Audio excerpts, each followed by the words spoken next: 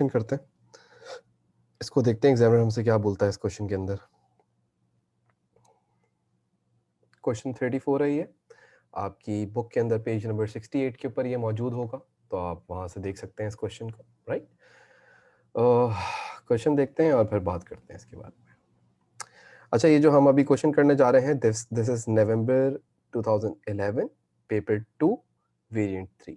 ठीक है, तो हम लिख लेते हैं यहाँ पे, ये हम जो करने जा रहे हैं this is November 2011 paper 2 variant 3। Question पढ़ते हैं, और ये हमने कब किया हुआ है, ये कब हुआ हुआ है क्वेश्चन?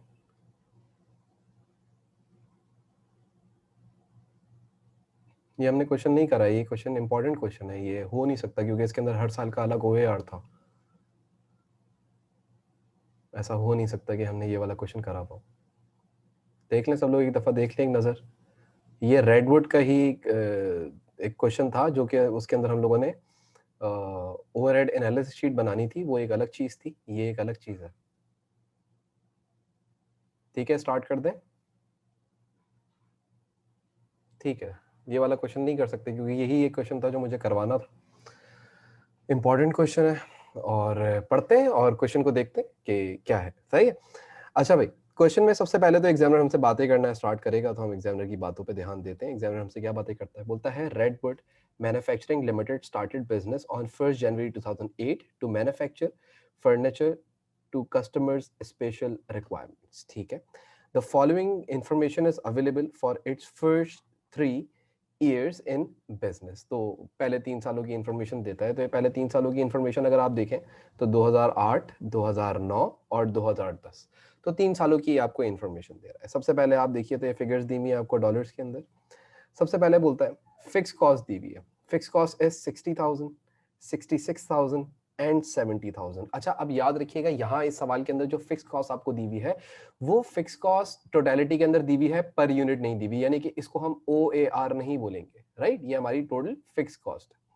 अच्छा भाई, अगर हम इसको बजटेड एक्टिविटी लेवल से डिवाइड कर लें तो जाहिर सी बात है फिर हमारे पास OAR आ जाएगा, बट देखना पड़ेगा आगे सवाल में कि वो किस हिसाब से कैलकुलेशन करता है OAR की, क्या बेस बना के करता है। डायरेक्ट मटेरियल पर यूनिट आपको दिया हुआ है, 2008 में 15 का लगा, 2009 में 15 का लगा, और 2010 में जो आपका मटेरियल लगा वो 16 का लगा। डायरेक्ट लेबर आपको गिवन है पर यूनिट 8, 9 एंड 9, तो ये आपको per unit labour hours given है, लेबर का रेट गिवन है, यानी कि एक यूनिट जब लेबर बनाती थी 2008 में तो वो $8 चार्ज करती थी, 2009 में एक यूनिट बनाने के $9 चार्ज करती थी, और 2010 में भी सेम चार्ज करती थी। वेरिएबल ओवरहेड्स भी पर यूनिट्स आपको गिवन है 4, 6 एंड 7।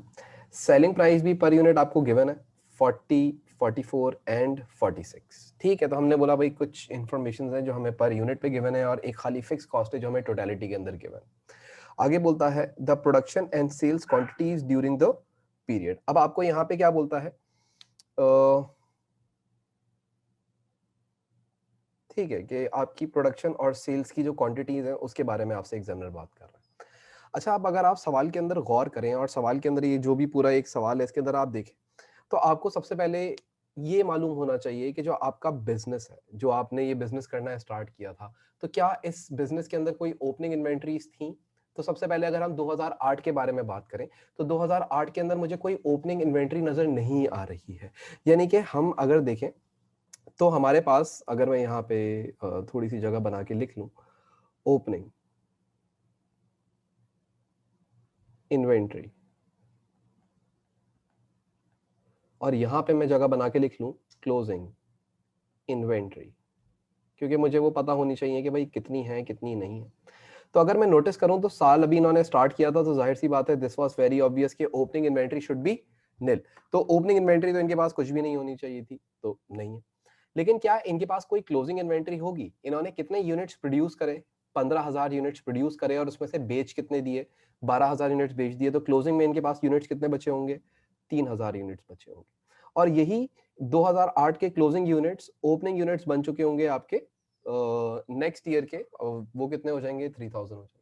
अब 2009 के अंदर साल के शुरू में 3000 यूनिट्स पड़े हुए थे, 12000 यूनिट्स आपने और बना लिए, सही, 15000 टोटल यूनिट्स हो गए। 15000 टोटल यूनिट्स में से आपने 13000 यूनिट्स बेच दिए, तो बचे कितने होंगे? 2000 यूनिट्स, बिल्कुल सही जवाब।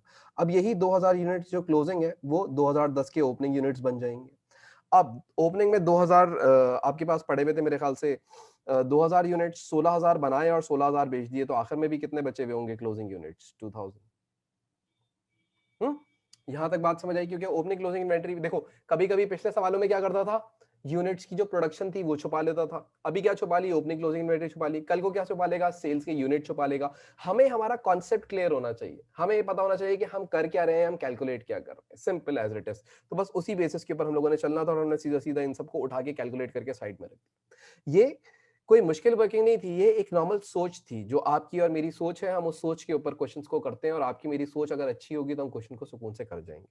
अच्छा, अब अगर हम देखें तो हमारे पास जो यूनिट्स प्रोडक्शन है 15000, 12000, 16000 है, सेल्स है 12000, 13000 और 16000, ओपनिंग इन्वेंटरी 0, 3000, 2000, क्लोजिंग इन्वेंटरी 3000, 2000, 2000। तो ये हम लोगों ने अपनी तमाम इंफॉर्मेशन जो हमें चाहिए थी, जो रिक्वायर्ड इंफॉर्मेशन होती है, वो हमने रिकॉर्ड कर। बोलता है ऑल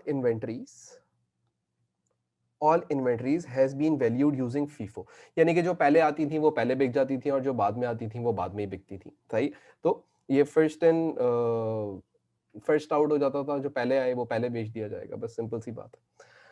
अच्छा भाई, required prepare statement showing gross profit for each 3 year company used marginal costing principle और एब्जॉर्प्शन कॉस्टिंग प्रिंसिपल। तो हम लोगों ने मार्जिनल कॉस्टिंग प्रिंसिपल और एब्जॉर्प्शन कॉस्टिंग प्रिंसिपल के थ्रू क्या करना है, हमने ग्रॉस प्रॉफिट्स को कैलकुलेट करना है। अच्छा, अब ये ग्रॉस प्रॉफिट्स कैलकुलेट करना हमारे लिए कोई बहुत ज्यादा मुश्किल चीज नहीं होने वाले, बड़ी नॉर्मल सी चीज होने वाली है कि भाई आपने ग्रॉस प्रॉफिट्स को कैलकुलेट करना है, आप करना शुरू कर दीजिए। अच्छा भाई, अब हम लोग सबसे पहले स्टार्ट करते हैं, तो हम लोग ये यहाँ से बात करना स्टार्ट करते हैं। तो सबसे पहले ग्रॉस प्रॉफिट्स निकालेंगे। मैं जरा इसकी जगह बना लूं सही से। चलें जी। 3 साल है हमारे पास, राइट। 2008 मेरे ख्याल से 2009 था और 2010 था, मेरे ख्याल से 3 साल थे हमारे पास। तो हम लोग तीनों सालों के ऊपर बेस करेंगे और सारी चीज़ों को कैलकुलेट करेंगे। तो पहले तो 3 साल है, तो 3 कॉलम्स बना लेते हैं। तो 3 कॉलम्स यहाँ पे बनाना स्टार्ट करते हैं। 1,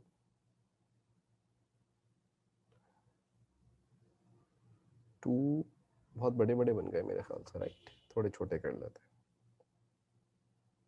ओके, 1, 2 एंड 3। तो ये 3 कॉलम्स आ गए हमारे पास। अब इसको हम ब्रेक कर लेते हैं।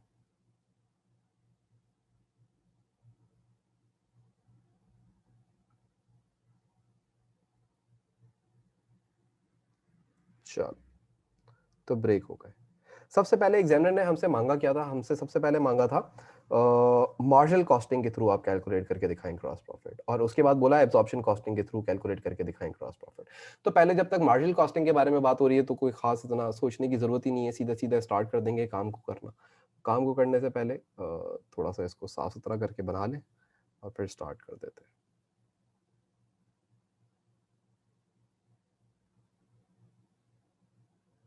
चलो जी, बन गया ये। चले भाई, ये हमारे पास आ गया 2008, ये आ गया 2009 और ये आ गया 2010, राइट। ये हमारे डॉलर्स के कॉलम्स हैं, इसके अंदर हम अपनी रिकॉर्डिंग्स करना स्टार्ट कर देंगे। चलो भाई, सबसे पहले बात करते हैं। तो हम लोग को ये पता होनी चाहिए कि भाई सेल्स जो है वो कितनी कितनी हुई है, तो तीनों की एक साथ सेल्स रिकॉर्ड करना स्टार्ट करते हैं। सबसे पहले बात करते हैं सेल्स की। अच्छा, अब आप लोग मेरी हेल्प करेंगे इसके अंदर।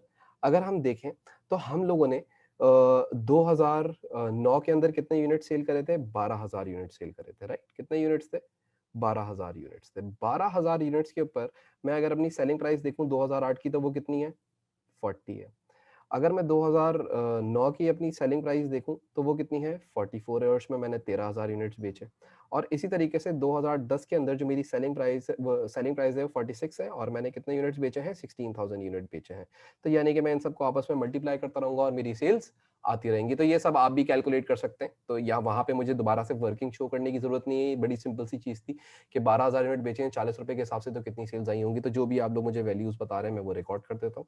पहली जो हमारी 2008 की सेल्स हुई थी वो हुई थी 4,80,000 रुपए, एक बच्चे ने लिख के दिया मुझे यहाँ पे, तो 4,80,000। फिर उसके बाद दूसरी सेल्स हुई है 5,72,000, 5,72,000।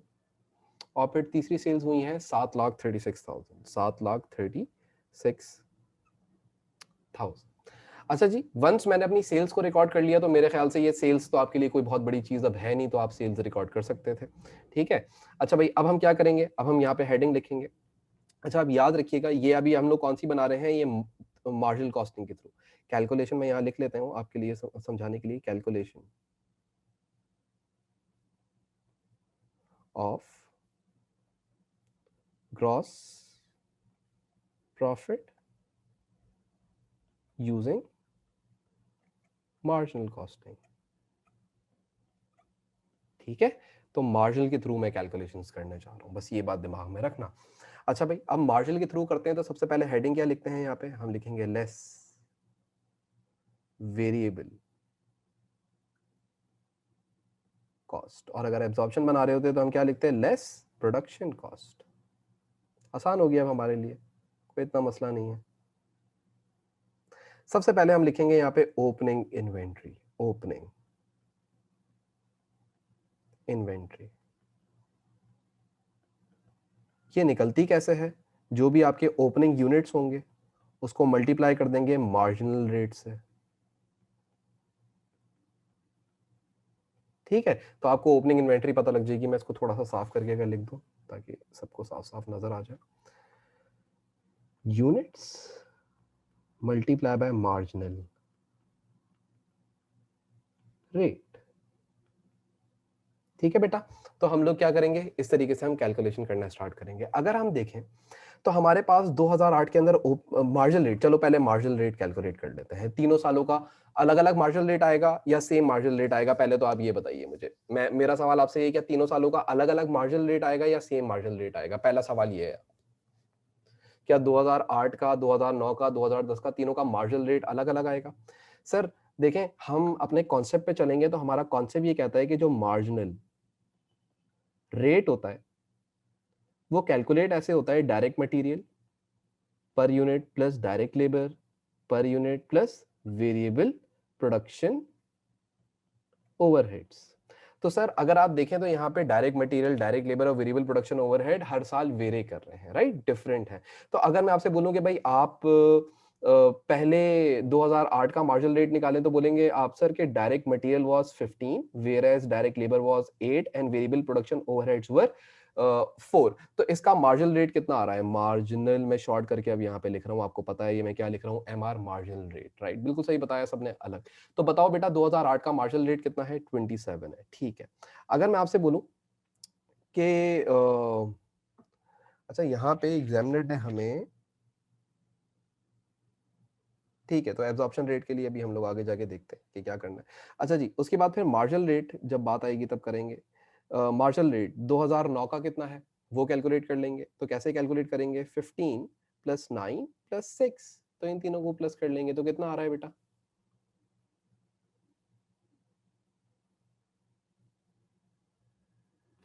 सेम आ रहा है क्या, 27, 30 आ रहा है, ओके 30 आ गया। और फिर मार्जिनल रेट हम 2010 का कैलकुलेट करेंगे तो 16 plus 9 plus 7, direct material, direct labour, variable production overheads, तो कितना आ रहा है, ये 32 आ रहा है। ठीक है, तो मुझे तीनों के मार्जिनल रेट्स पता लग गए। इसका मतलब ये हो गया कि जब मैं ओपनिंग इन्वेंट्री लिखूंगा तो ओपनिंग इन्वेंट्री मल्टीप्लाई करूंगा इसकी 2008 की 27 से, और क्लोजिंग इन्वेंट्री भी मल्टीप्लाई करूंगा किससे, 27 से।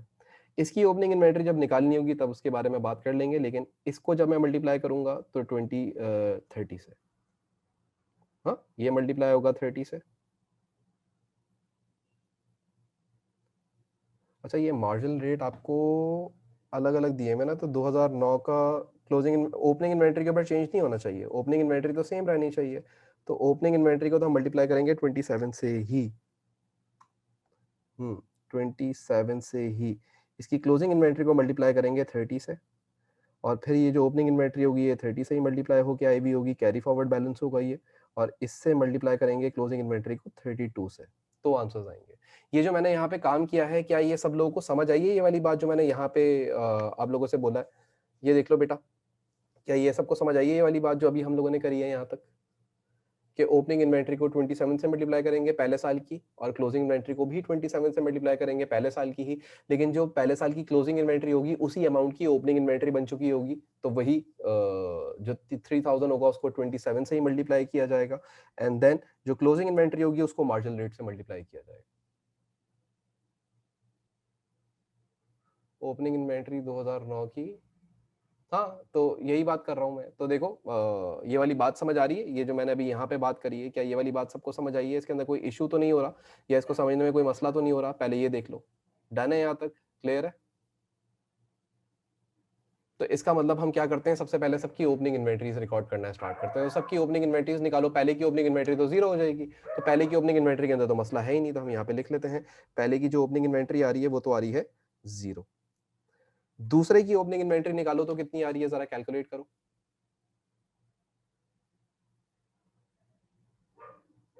कैसे कैलकुलेट करोगे? 30 इंटू 27, 90,000 आ रही है। देख लीजिए सब लोग, कैलकुलेशन कर लीजिए।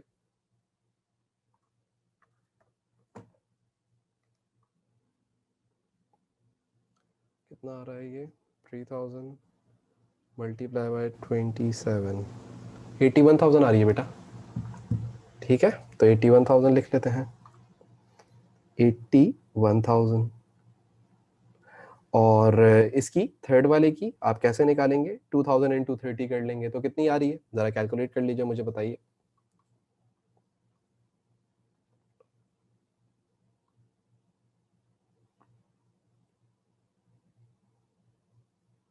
60,000। ओके, जल्दी जल्दी से बताओ, बहुत लेट बता रहे हो आज तुम लोग। 60,000। ठीक है, तो ये हम लोगों ने लिख लिया। अब इसके बाद हम क्या करेंगे, अब हम लिखेंगे डायरेक्ट मटेरियल। अच्छा भाई, अब डायरेक्ट मटेरियल हमें ये तो पता है कि हम लोगों ने कितना लगाया था, 15 लगाया था। अच्छा भाई, अब इसको हम लोग कैसे कैलकुलेट करेंगे?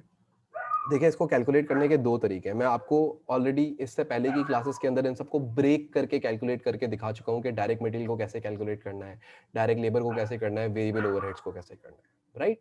लेकिन अगर आपको इनको एक साथ ही रिकॉर्ड करना हो, अगर आप इनको चाहें तो एक साथ भी रिकॉर्ड कर सकते हैं, यानी कि आप तीनों को प्लस कर लीजिए, तो जो भी आंसर आ रहा है आपका 27, उसको अगर आप मल्टीप्लाई कर दें जो आपने यूनिट्स प्रोड्यूस करें, तो उससे भी आपके पास आंसर आ जाएगा। लेकिन चलो हम लोग ब्रेक करके ही करते हैं, जो हमारा तरीका है हम उसी से करते हैं, ताकि हम कॉन्सेप्ट से ना हिले। अच्छा भाई, सबसे पहले अगर हम बात करें मटेरियल की, तो मटेरियल हमने कितने यूनिट्स बनाए थे जरा मुझे बताओगे? 2008 के अंदर, 2008 में मटेरियल्स बने थे 15,000, तो इसको मल्टीप्लाई कर देंगे 15,000 से। 2009 में कितने मटेरियल्स मैंने बनाए थे? मैंने बनाए थे 12,000, तो इसको मल्टीप्लाई कर दूंगा 12,000 से। और मैंने 2010 में कितना मटेरियल बनाया था? 16,000 यूनिट्स बनाए थे, तो इसको मल्टीप्लाई कर दूंगा 16,000 यूनिट से। तो मेरे पास तीनों के मटेरियल की कॉस्ट आ जाएगी। तो आप कैलकुलेटर पे कैलकुलेट करके मुझे स्क्रीन पे शो कर दें, मैं लिख दूंगा। फिर इसी तरीके से जब मैं डायरेक्ट लेबर के बारे में बात करूंगा, तो मैंने इधर अगेन 15,000 यूनिट बनाए थे, तो 15,000 पे हर एक यूनिट पे इतना पैसा लेती थी लेबर। इधर मैंने 12,000 बनाए थे, तो 12,000 पे इतना पैसा लेती थी लेबर। और इधर 16,000 बनाए थे, तो 16,000 पे इतना पैसा लेती थी लेबर। और इसी तरीके से वेरिएबल ओवरहेड भी सेम हो जाएगा, 15,000, 12,000, राइट, एंड 16,000। तो अब आप लोग क्या करें, पहले एक साथ सारा स्क्रीन के ऊपर मुझे आप आंसर्स लिख के दे दें और मैं उसको शो करना शुरू कर दूंगा। तो एक साथ लिख के मुझे देना, पहले डायरेक्ट मटेरियल लिखो अपनी चैट बॉक्स के ऊपर, और डायरेक्ट मटेरियल के तीनों आंसर्स मुझे एक साथ लिख दो। This dash this comma this ऐसे करके लिख दो। फिर डायरेक्ट लेबर की है वो लिखो शुरू में, और उसके बाद this comma this, and then फिर वेरिएबल ओवरहेड्स जो भी आपके पास आ रहे हैं तीनों सालों के, दिस कॉमा दिस। तो फिर मैं क्या करूंगा, वहां पे जाके सोल्यूशन में लिखना शुरू कर दूंगा। तो पहला 15,000 इंटू 15, दूसरा 12,000 इंटू 15, तीसरा 16,000 इंटू 16। तो आप जरा कैलकुलेशंस कर लीजिए और मुझे आंसर्स बता दीजिए कितने कितने कितने आ रहे हैं। हाँ भाई, लेकिन जल्दी जल्दी से, सब लोग जल्दी जल्दी से करोगे तो जितना जल्दी करोगे उतना जल्दी सवाल खत्म हो जाएगा। पहला आप एक, मेरे ख्याल से शायद 225,000 आया हुआ है, तो मैं वो लिख सकता हूँ, लेकिन आप एक साथ अगर लिख लें तो मेरे लिए आसानी हो जाएगी। मैं जब तक यहाँ पे बाकी चीजें लिख देता हूँ। डायरेक्ट मटेरियल, डायरेक्ट लेबर,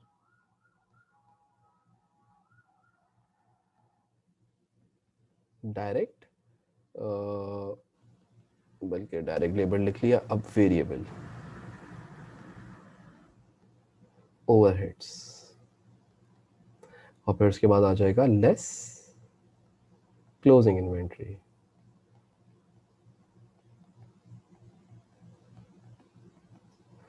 चलो भाई, तो डायरेक्ट मटेरियल बेटा अभी तक एक ही आंसर आया है, माशाल्लाह से सब लोग बहुत तेजी से काम कर रहे हैं पेपर्स की। तो 2,25,000 पहला आ गया, 225,000। दूसरा हमारे पास आ गया 1,80,000, और तीसरा हमारे पास आ गया 256,000, 256,000। चलें जी, अब आप मुझे डायरेक्ट लेबर कैलकुलेट करके बताएं, तो दैट इज कितना आ रहा है ये? 12,000 तो नहीं हो सकता, तो इसको देख लेना। बाकी 1,08,000 इसका आ रहा है। इसका आ रहा है, आप लोग मुझे बता रहे हैं 144,000। और पहले का कितना आ रहा है वो भी मुझे जरा कैलकुलेट करके बता देना। 1,20,000 आ रहा है, ठीक है। तो 1,20,000 रुपये ये लिख दिया मैंने। फिर इसी तरीके से वेरिएबल ओवरहेड से आ जाइए, तो वेरिएबल ओवरहेड्स भी कैलकुलेट कर लो बेटा। 15,000 इंटू 4, 12,000 इंटू 6, सॉरी मैंने ये वेरिएबल ओवरहेड्स के अंदर, ठीक है, और 16,000 इंटू 7। तो ये भी ज़रा कैलकुलेट कर लो और मुझे बता दो कितने कितने आ रहे हैं।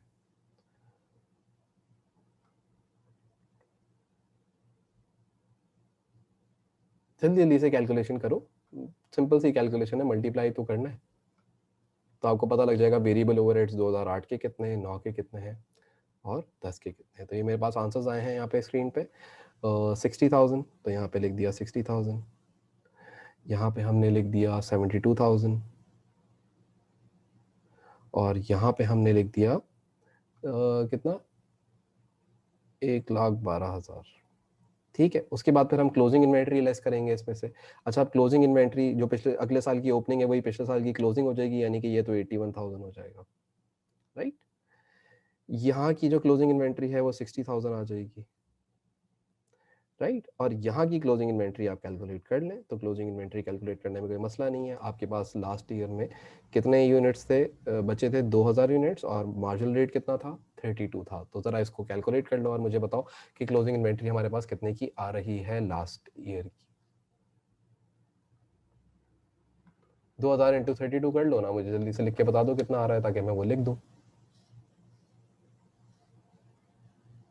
64,000, ठीक है। तो यहाँ मैं लिख लेता हूँ 64,000, ठीक है जी। तो अब हम क्या करेंगे, कैलकुलेशन कर लेंगे। तो कैलकुलेशंस करो, 2,25,000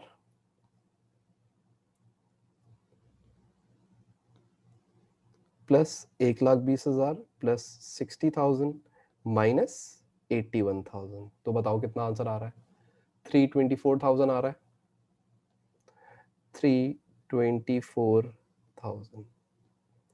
फिर दूसरे का कैलकुलेट कर लो, तो 81,000 प्लस 180,000 प्लस 108,000 प्लस 72,000 माइनस 60,000। तो हमारे पास कितना आ रहा है, 381,000। ठीक है बेटा, तो 381,000 ये आ गया। और उसके बाद फिर तीसरे का कैलकुलेट कर लो, तो 60,000 प्लस 256,000 प्लस 144,000 प्लस 112,000 माइनस 64,000 करेंगे, ठीक है। तो जल्दी से ये भी कर लो।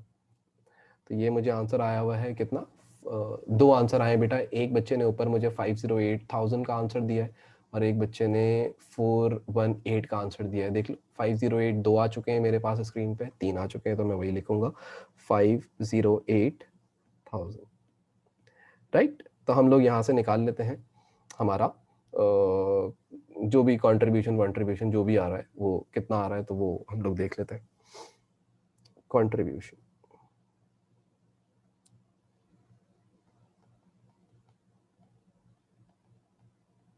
चलो भाई, तो कंट्रीब्यूशन पहला कितना आ रहा है 156,000, मैं लिख देता हूँ 156,000। बाकी भी कैलकुलेशन कर लीजिए, 191,000 और उसके बाद 228,000। अच्छा, यहाँ पे इसने हमसे ये बोला था ना, prepare statement showing gross profit for each three of the company use. ठीक है, तो ग्रॉस प्रॉफिट तक तो यही होना चाहिए था, और तो कुछ नहीं होना चाहिए था।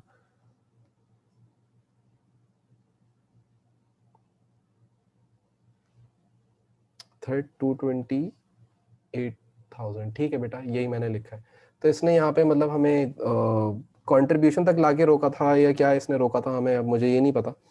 लेकिन इसने यहाँ पे हमें ये बोला था कि ग्रॉस प्रॉफिट तक निकाल दीजिए, तो हम ग्रॉस प्रॉफिट तक निकालें या हम आगे तक चले जाएं, क्योंकि आगे वो हमसे एग्जामिनर बोल रहा है कि आपने फिर रिकंसिलिएशन स्टेटमेंट बनानी है। ठीक है, तो हम रिकंसिलिएशन स्टेटमेंट बनाने से पहले पहले हम क्या करते हैं, हम इसके पूरे प्रॉफिट अंडर मार्जिनल और प्रॉफिट अंडर एब्जॉर्प्शन पूरा पूरा निकाल लेते हैं। सही है, यानी कि हम इस एडजस्टमेंट को ग्रॉस प्रॉफिट तक ही लिमिट नहीं करते, बल्कि हम शोइंग द प्रॉफिट, इसको ऐसे मान लेते हैं कि हम प्रॉफिट शो करने जा रहे हैं मार्जिनल एब्जॉर्प्शन के। अच्छा, अब जब हम प्रॉफिट्स को शो करने की बात करेंगे, तो हम लोग अगर यहाँ पे स्टार्ट करें सवाल को, तो आप ये देखिए कि अब क्या चीज आखिरी रह गई है जो हम लोग लेस करेंगे। तो वो हमारे पास से फिक्स कॉस्ट है जो हमारे पास रह गई है, और उसको हम लोगों को क्या करना पड़ेगा, लेस करना पड़ेगा। सही है। अच्छा, अब इसको डायरेक्टली देख लेते हैं। सबसे पहले तो आप मुझे ये बताइए, क्या सवाल के अंदर मुझे कोई एक्चुअल ओवरहेड्स गिवन है? नहीं गिवन। यानी कि इसका मतलब मुझे क्या करना पड़ेगा, मुझे एब्जॉर्ब्ड ओवरहेड का ही सहारा लेना पड़ेगा। अगर मैं एब्जॉर्ब्ड ओवरहेड का सहारा लूं, तो absorbed overheads, sorry budgeted overheads का, ठीक है, तो बजटेड ओवरहेड 60,000, 66,000 और 70,000 है, तो मैं वही रिकॉर्ड कर लेता हूँ, इन्हीं को ही मांग लेता हूँ कि मेरे ये फिक्स कॉस्ट है। तो यहाँ पे मैं लिख लेता हूँ लेस फिक्स कॉस्ट, और इसको मैं बोल देता हूँ यहाँ पे हमेशा एक्चुअल आती है, बट एक्चुअल नहीं गिवन, तो हम लोग बजटेड ओवरहेड्स को ही एक्चुअल ओवरहेड्स मान लेंगे। राइट, तो पहला कितना था, पहला वाज 60, 66, 70। ठीक है, तो 60,000 इसमें से माइनस कर देंगे। ठीक है, 66,000 इसमें से माइनस कर देंगे, और 70,000 इसमें से माइनस कर देंगे,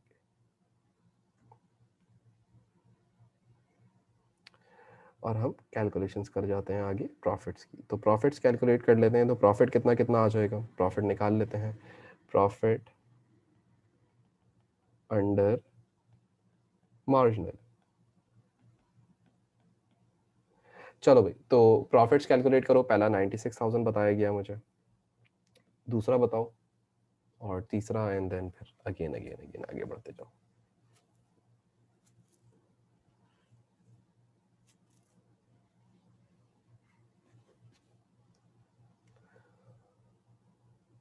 $125,000। मैं काफी देर से इस सवाल में ढूंढने की कोशिश कर रहा हूँ, अंडर ओवर एब्जॉर्प्शन हो ही नहीं रही है, नजर नहीं आ रही मुझे। और 158,000, अभी देखते हैं आगे, क्योंकि मैं एक स्टेप, जाहिर सी बात है, अगला दिमाग में लेके चलता हूँ। तो हम लोगों ने ये तो स्टेटमेंट बना ली थी, और ऐसे स्टेटमेंट के अंदर तो कोई मसला हमें हुआ नहीं। अच्छा, अब यहाँ पे इसने हमें ओ ए आर बताया नहीं है कि ये जो ओ ए आर है ये कैलकुलेट किस तरीके से किया जाएगा, क्योंकि रिकंसिलिएशन स्टेटमेंट बनानी है तो ओ ए आर तो आपको चाहिए ही चाहिए होगा। ओ ए आर हम किस तरीके से निकाल सकते हैं, आपके दिमाग के अंदर क्या आता है कि किस तरीके से ओ ए आर हम कैलकुलेट कर सकते हैं, कुछ सोचें।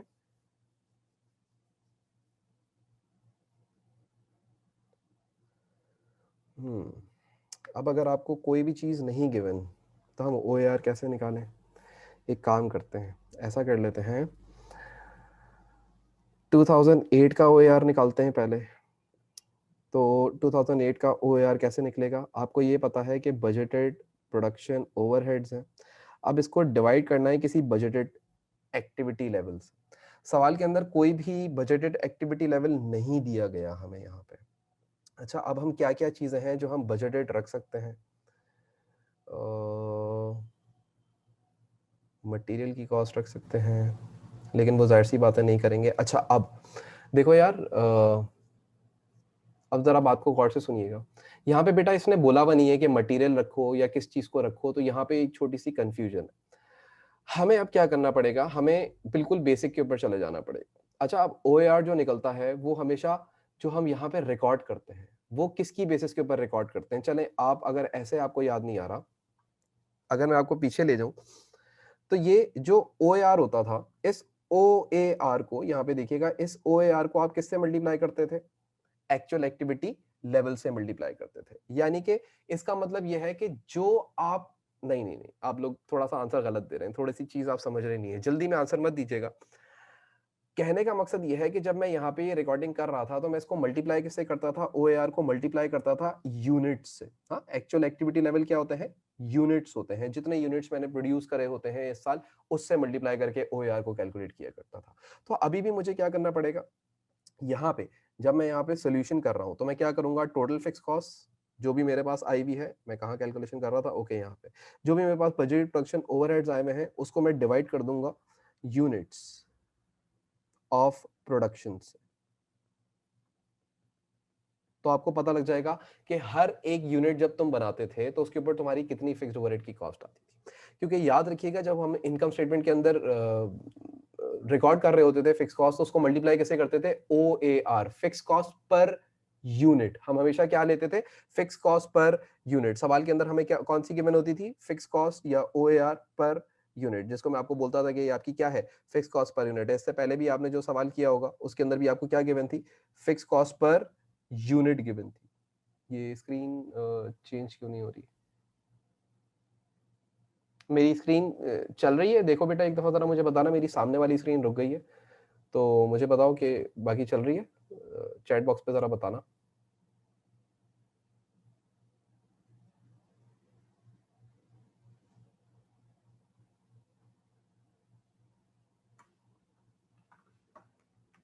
स्क्रीन रुकी भी है, ओके, तो फिर एक सेकंड रुकना। स्क्रीन क्यों रुक रही है, इंटरनेट में ख्याल से कुछ छोटी सी प्रॉब्लम कर गया।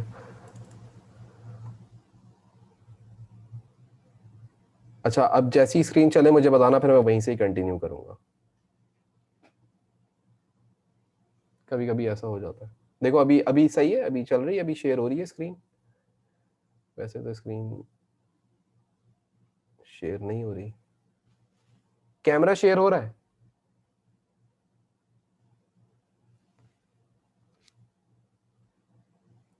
मैं दोबारा से रीजॉइन करने की कोशिश करता हूँ।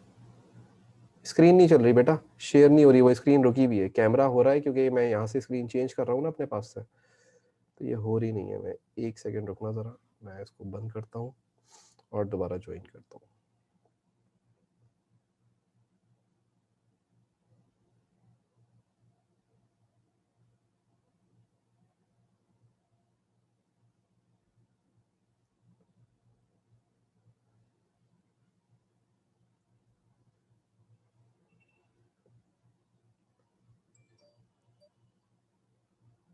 ठीक है, अभी बताओ, अभी स्क्रीन शेयर हो रही है,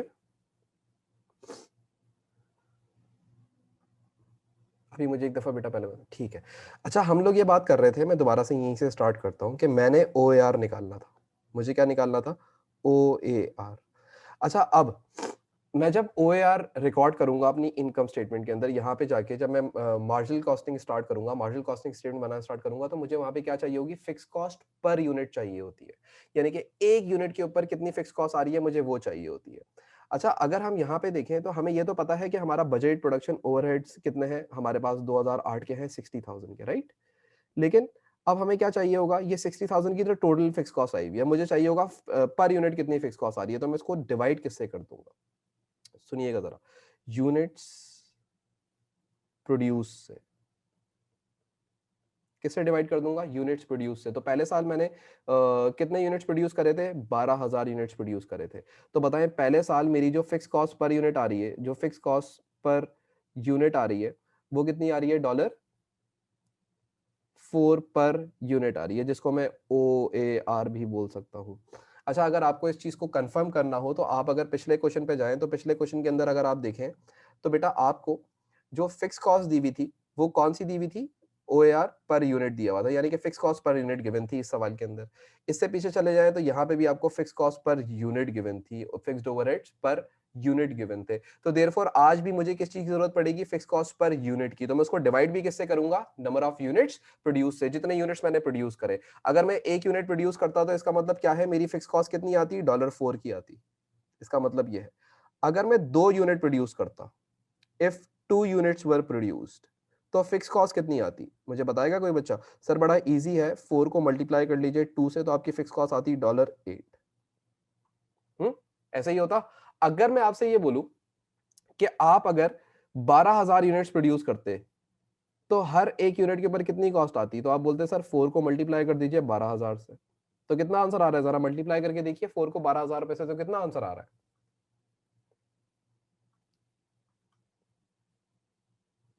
हम्म 4 मल्टीप्लाई बाय 12,000, कितना आंसर आ रहा है बताओ?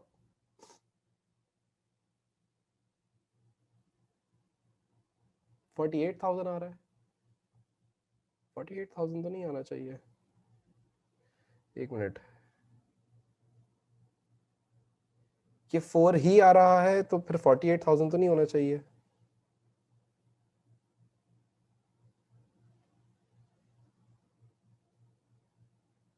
आंसर हमारा फिर 60। तो यार इसको जरा कैलकुलेट करो पहले। 60,000 डिवाइडेड बाय 12,000, तो कितना आंसर आ रहा है? यार असल में जो है ना, थोड़ा सा प्रोडक्शन 12,000 नहीं है, 15,000 है। Okay sorry sorry sorry sorry, okay fine, समझ गया मैं। जो प्रोडक्शन थी वो 12,000 नहीं थी प्रोडक्शन, वो मैंने अच्छा वो ग्रीन मार्क नीचे 12,000 पे हुआ था। प्रोडक्शन इज 15,000, 15,000 यूनिट्स की प्रोडक्शन थी, ठीक है। तो डिवाइड किससे करेंगे? 15,000 से डिवाइड करेंगे। चलो 15,000 से डिवाइड करो, तो अब मुझे बताओ आंसर कितना आ रहा है? चलो दोबारा से बताओ, मैंने वो गलती से 12,000 देख लिया था। 4 आंसर आ रहा है। अच्छा भाई, इसका मतलब ये आ रहा है 4। इसका मतलब ये हो गया कि $4 पर यूनिट जो है मेरी, वो क्या है? वो मेरी फिक्स कॉस्ट पर यूनिट है, यानी कि जिसको मैं बोल सकता हूँ कि ये मेरा OAR है। अगर मैं 15,000 यूनिट्स बनाता तो 15,000 मल्टीप्लाई बाय 4 करता तो अगेन 60,000 आंसर आता, राइट? 60,000 आंसर आता। तो इसका मतलब जो मेरा OAR है वो कितना है? वो मेरा है अपना 4। ओके, तो हम यहाँ पे लिख लेते हैं, इधर ही अलग से लिख लेते हैं। OAR तीनों सालों के। पहले साल का आ रहा है हमारा $4 पर यूनिट। दूसरे साल का हमारे पास कितना आ रहा है? जरा कैलकुलेट कर लेते हैं। तो दूसरे साल का OAR कैलकुलेट करने के लिए, ये मैं 2009 का कैलकुलेशन कर रहा हूँ। मैं इधर एक लाइन खींच देता हूँ वर्किंग शो करने के लिए, ताकि आपको कोई कंफ्यूजन ना हो। अब मैं कैलकुलेशन कर रहा हूँ 2009 के OAR की। तो अगेन OAR इनटू टोटल जो भी थी हमारी fix cost, total fix cost बोल लो, बजट, प्रोडक्शन, ओवरहेड बोल लो, कोई मसले की बात नहीं है, डिवाइडेड बाय यूनिट्स प्रोड्यूस्ड। ठीक है बेटा, तो चलो बताओ, हमारी जो फिक्स कॉस्ट थी वो कितनी थी? 60,000 की थी, राइट? और 66,000 की थी दूसरे साल, ठीक है, 2009 के अंदर। डिवाइडेड बाय 2009 के अंदर हमने कितने यूनिट्स बनाए थे? 2009 में हमने 12,000 यूनिट्स बनाए हैं। ओके, तो इसको डिवाइड कर लेंगे 12,000 से। तो बताओ कितना आंसर आ रहा है? OAR is equal to $5.5, 5.5 per unit, यानी कि इसका मुझे OAR पता लग गया, 5.5 पर यूनिट आ रहा है। इसी तरीके से अब मैं ऊपर यहाँ पे कैलकुलेशन कर रहा हूँ 2010 की, तो 2010 की कैलकुलेशन करेंगे। अगेन OAR कैलकुलेट करना है, तो टोटल फिक्स कॉस्ट ले लेंगे न्यूमरेटर में, यानी कि बजट, प्रोडक्शन, ओवरहेड जिसे हम कहते हैं प्यार से, ठीक है। डिवाइड कर देंगे इसको यूनिट्स प्रोड्यूस से, राइट? तो हमारे पास जो इसकी फिक्स कॉस्ट थी दैट वाज 70,000, ठीक है बेटा। और इसको फिर हम डिवाइड कर देंगे, कितने यूनिट्स प्रोड्यूस करे थे 2000, इसमें 10 में 16,000 यूनिट्स प्रोड्यूस करे थे, तो इसको डिवाइड कर देंगे 16,000 से, 16,000 से। तो बताओ बेटा आंसर कितना आ रहा है? डॉलर 4 पॉइंट, बेटा OAR को राउंड ऑफ नहीं करता है। अच्छा भाई 4.4 आ रहा है, ठीक है। तो 4.4, अच्छा 4.4 को जरा मल्टीप्लाई करके देखो अपने कैलकुलेटर्स पे 16,000 से। 4.4 मल्टीप्लाई बाय 16,000 अगर मल्टीप्लाई करो तो आंसर आ रहा है 70,000। पूरा 70,000 आ रहा है तो ये पक्की फिगर है। 70,400 आ रहा है इस तरीके से, ठीक है। तो 4.4 आप नहीं ले सकते इसका मतलब। तो आप इसको वैसे मैं बोलूंगा फ्रैक्शन में ही रहने दो, लेकिन अगर 4.375 जो बच्चे ने 3 डेसिमल प्लेसेस पे जाओ तो आंसर आ रहा है परफेक्ट 4.375। सिर्फ 3 फिगर्स आ रही हैं आगे या और भी बहुत सारी हैं? सही से सही आ रहा है, क्योंकि फिर आपके कैलकुलेटर के ऊपर भी 4.375 आ रहा होगा, 3754312 ऐसे कुछ नहीं आ रहा होगा, 4.375 आ रहा होगा। अगर 3 डेसिमल प्लेस पे परफेक्ट आंसर आ रहा है दैट इज ओके, फिर हम इसी को ओएआर मान लेंगे, दिस इज आवर फाइनल ओएआर। देखो यही आ रहा है, सबका परफेक्ट आंसर आ रहा है 4.375 multiply by 16,000 is equal to 70,000। सबका आ रहा है, ठीक है। तो मैं यहाँ पे लिख लेता हूँ कि हमारा जो 2010 का ओएआर है वो है हमारा 4.375।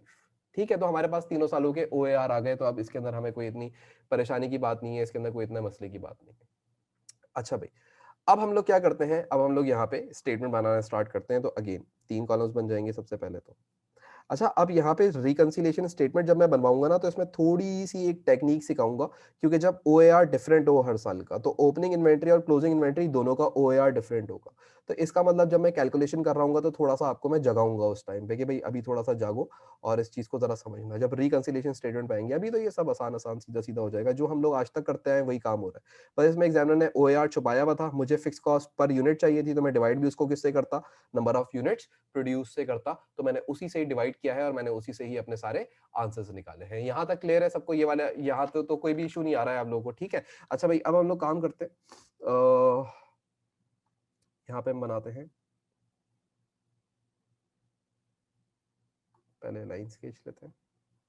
अच्छा, पीछे मुझे एक और चीज चेंज करनी पड़ेगी। अब हम लोगों ने ये जो मार्जिनल कॉस्टिंग का बनाया था, कैलकुलेशन ऑफ प्रॉफिट लिखेंगे यहाँ पे हम, कैलकुलेशन ऑफ प्रॉफिट, क्योंकि हम लोगों ने प्रॉफिट कैलकुलेट कर लिया था। ठीक है, ग्रॉस प्रॉफिट तक हम नहीं रुक रहे, क्योंकि रिकंसिलिएशन चाहिए तो प्रॉफिट तो बाद में भी कैलकुलेट करना है, तो अभी हम लोगों ने अलग से कैलकुलेट कर लिया। हाँ, एग्जामिनर को मैंने दिखा दिया कि भाई तुम्हारी ये रही कंट्रीब्यूशन, जो तुम्हें चाहिए था वो ये रहा, अगर तुमने ग्रॉस प्रॉफिट तक मांगा था। बट मैंने थोड़ा सा आगे वर्किंग कर ली है, क्योंकि रिकंसिलिएशन तुमने मुझसे आगे मांगी हुई है। मेरे ख्याल से स्क्रीन क्या इंटरनेट का क्यों इशू आ रहा है आज यार, क्या मुसीबत है।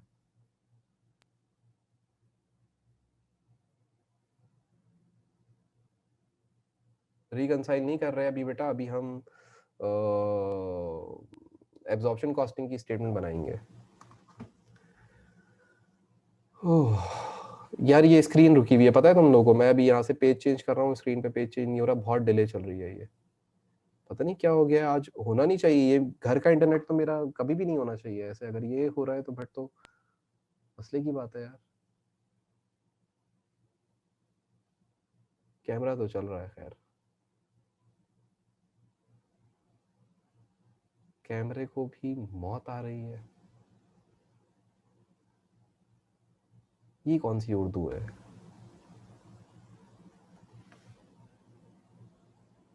कैमरा नहीं चल रहा है।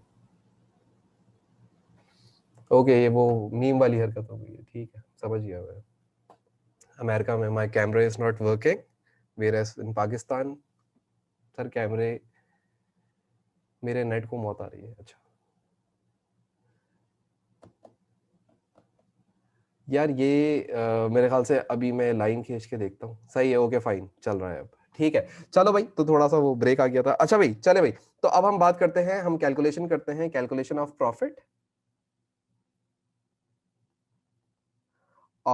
Profit using absorption costing. चलो मेरी जान, देखो इसको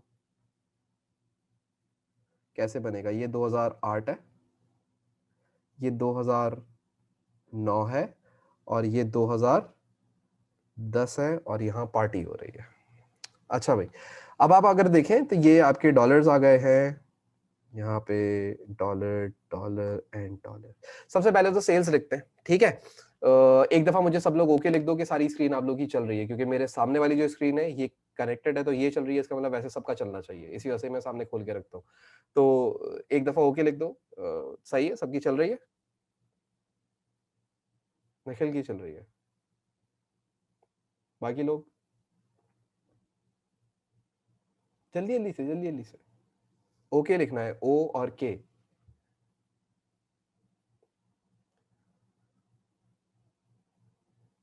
बाकी लोगों की स्क्रीन नहीं चल रही है क्या?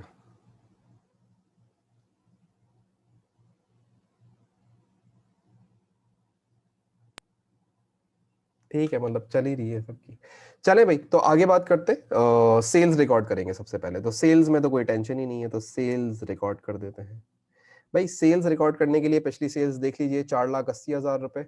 ये मेरे ख्याल से 5,72,000 होगा। ठीक है, तो 4,80,000, 4,80,000, 5,72,000। और इसी तरीके से तीसरी जो थी वो 7,36,000, 7,36,000। अच्छा, अब हम यहाँ पे लिखेंगे less heading production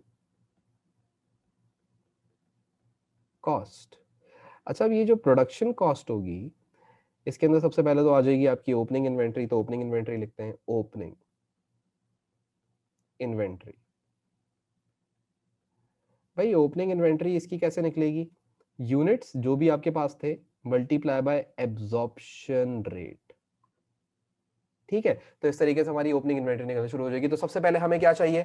absorption rate चाहिए। ये एब्जॉर्प्शन रेट किस तरीके से निकलेगा सर? एब्जॉर्प्शन रेट निकलता है, absorption rate is equal to direct material per unit plus direct labour per unit plus variable production overheads per unit plus fix production overheads per unit. Right, fix production overheads में इसको थोड़ा साफ करके लिख लूं ताकि आपको समझ आए, plus fix production overheads per unit. तो हम fix production overheads per unit तो ऑलरेडी निकाल चुके हैं नीचे। हाँ, अभी ये ओएआर को ही कहते हैं। ठीक है, अगर आपने यूनिट्स में ओएआर निकाला हुआ है तो ये fix production overhead per unit है, अगर यूनिट में निकाला हुआ है। अगर किसी और चीज में निकाला हुआ है, लेबर में, मटेरियल में, तो फिर आपको उसको देखना पड़ेगा कि पर यूनिट के ऊपर कितना खर्चा आ रहा है। ठीक है, तो ये आपके पास आ गए पर unit OAR, that is 4, 5.5 and 4.375। तो चलें जी, मुझे ये बताइए कि हमारा एब्जॉर्प्शन रेट कितना आ रहा है। हम यहाँ लिखना शुरू करते हैं, 2008 का एब्जॉर्प्शन रेट बताइए कितना आ रहा है। कैलकुलेट कीजिए, कैसे कैलकुलेट करेंगे? 15 हाँ प्लस 8 प्लस 4 प्लस 4, चार चीजें ऐड हो जाएंगी। अब तो कितना आ रहा है? 31 आ रहा है। ठीक है, तो हम लिख लेते हैं, पहला आ रहा है 31। अब इसका निकाल लेते हैं एब्जॉर्प्शन रेट 2009 का। अगर मैं इसके ऊपर लिखूं एब्जॉर्प्शन रेट तो ऐसे ज्यादा अच्छे से दिखेगा आपको, 31। ठीक है, दूसरे का एब्जॉर्प्शन रेट निकाल लीजिए जरा, तो बताइए कितना आ रहा है एब्जॉर्प्शन रेट? 35.5, 35.5। फिर इसी तरीके से तीसरे का भी कैलकुलेट कर लीजिए, तो कितना आ रहा है एब्जॉर्प्शन रेट?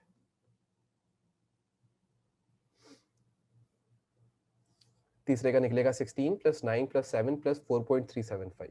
तो कैलकुलेट कर लीजिए और मुझे बताइए कितना आंसर आ रहा है आपका।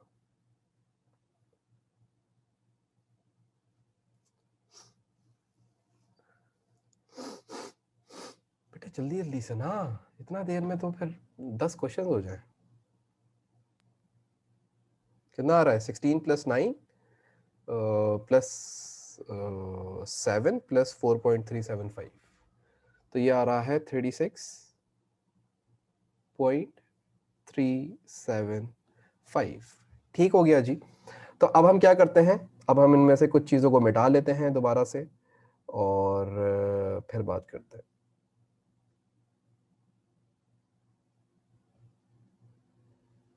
चलो, क्योंकि अब मार्जिनल के ऊपर हिसाब से कैलकुलेशन हो रही है तो जाहिर सी बात है सब कुछ एक दफा दोबारा से कर लेते हैं। पहला जो हमारा एब्जॉर्प्शन रेट आया दैट इज 31, तो इसको मल्टीप्लाई करेंगे 31 से और इसको भी मल्टीप्लाई करेंगे 31 से, राइट। फिर इसको मल्टीप्लाई करेंगे 31 से और इसको मल्टीप्लाई करेंगे 35.5 से, और इसको मल्टीप्लाई करेंगे 35.5 से और इसको मल्टीप्लाई करेंगे कितना आया था? 36.375 से, है ना? ऐसे ही होगा।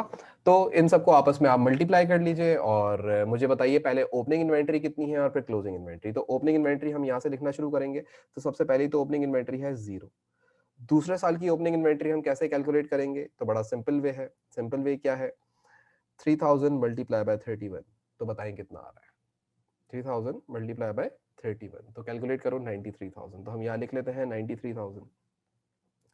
ठीक है बेटा, तो ये भी हो गया। फिर उसके बाद तीसरा कैलकुलेट करो, यानी कि तीसरे ईयर की opening inventory, that is 2000 into 35.5, तो ये भी कैलकुलेट कर लो और बताओ कितना आ रहा है। 71,000 आ रहा है। ठीक है, तो लिख लेते हैं 71,000, सॉरी 71,000। फिर यहाँ पे हम लिखेंगे डायरेक्ट मटेरियल, डायरेक्ट लेबर, और फिर variable production overheads, and then फिर फिक्स्ड प्रोडक्शन ओवरहेड्स। अच्छा भाई, अब ये variable production overheads, fix production overhead, और जब फिक्स प्रोडक्शन ओवरहेड लिखेंगे तो कौन से लिखेंगे? एब्जॉर्ब्ड। ठीक है, तो अब डायरेक्ट मटेरियल तो हमें पीछे से मिल जाएगा, हम डायरेक्टली लिख लेते हैं 225,000, तो यहाँ लिख लेते हैं 225,000। अब ये जो आसानी से लिख सकते हैं डायरेक्टली देख देख के, वो पहले लिख लेते हैं 1,80,000 एंड 256,000, 1,80,000 एंड 256,000। फिर डायरेक्ट लेबर रिकॉर्ड करते हैं तो 108,000, तो ये 120,000, 108,000।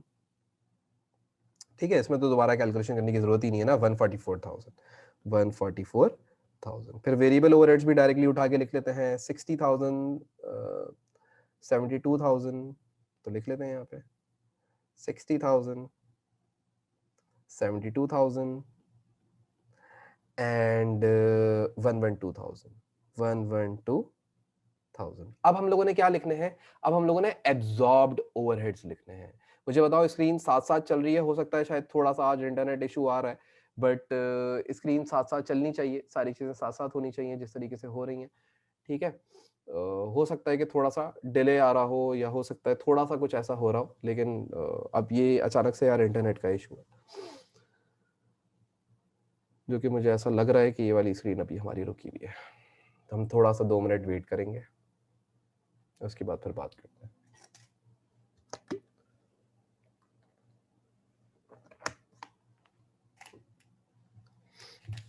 तुम लोग को दूसरा वाला कैमरा तो मेरा सही चल रहा है ना? कैमरा और आवाज तो आ रही है ना? मुझे ये बताओ, अगर कैमरा आवाज आ रही है तो सब कुछ सही चल रहा है, या स्क्रीन भी चल रही है? बताना जरा मुझे बेटा, स्क्रीन चल रही है? देखो मैं स्क्रीन के ऊपर रेड से, वो लेजर से मार्किंग कर रहा हूँ, तो इज इट वर्किंग? तुम लोग की स्क्रीन में आ रही है ये या नहीं आ रही है? आ रही है, ओके। तो ये मेरी वाली स्क्रीन हो सकता है खाली रुकी भी होगी, लेकिन सही है। तो अभी मैं दोबारा से अब लेजर कर रहा हूँ। ठीक है, तो अभी देखो आ रही है, थोड़ा सा डिले आ रहा है, वो मेरे ख्याल से इंटरनेट इशू है। नो, ये रेड नजर नहीं आ रहा है, ये रेड से जो मैं कर रहा हूँ बेटा। अदीना बेटा आ रहा है? ठीक है, तो इसका मतलब हम सही जा रहे हैं। अच्छा, अब हम लोग क्या लिखेंगे? Absorbed overheads. किसके बारे, कहां तक पहुंच गए हैं? एब्जॉर्ब्ड ओवरहेड्स पे, क्योंकि यहाँ पे हमें पता है कि फिक्स प्रोडक्शन ओवरहेड जो लिखे जाते हैं, जो फिक्स प्रोडक्शन ओवरहेड शो किए जाएंगे, वो कौन से शो किए जाएंगे? Absorbed overhead. ये एब्जॉर्ब्ड ओवरहेड आते कैसे हैं? OAR into actual activity level, ऐसे ही होता है। अच्छा, अब अगर आप यहां पे आके देखें तो आपका पहला OAR कितना है? 4। पहला OAR कितना है? 4। एक्चुअल एक्टिविटी लेवल आपका कितना है? 12,000 है। आपका एक्चुअल एक्टिविटी लेवल कितना गिवन है सवाल के अंदर? 12,000। तो 4 को मल्टीप्लाई कीजिएगा 12,000 से, कितना आंसर आ रहा है पहले मुझे ये बताइएगा। 4 मल्टीप्लाई बाय, सॉरी मैं दोबारा से 12,000 कर रहा हूँ, यूनिट्स प्रोड्यूस एक्टिविटी लेवल 15,000 है ये, पता है, इस पे ग्रीन मार्क हटा देना चाहिए मुझे। Okay, 4 multiply by 15,000, 15,000 units produce हुए ना। एक्टिविटी लेवल तो ये रहा, कितने हैं? 15,000, 15,000 से करेंगे। ठीक है बेटा, 60,000 आ गया, तो यहाँ पे मैंने लिख दिया 60,000। फिर उसके बाद दूसरा OAR है हमारा 5.5।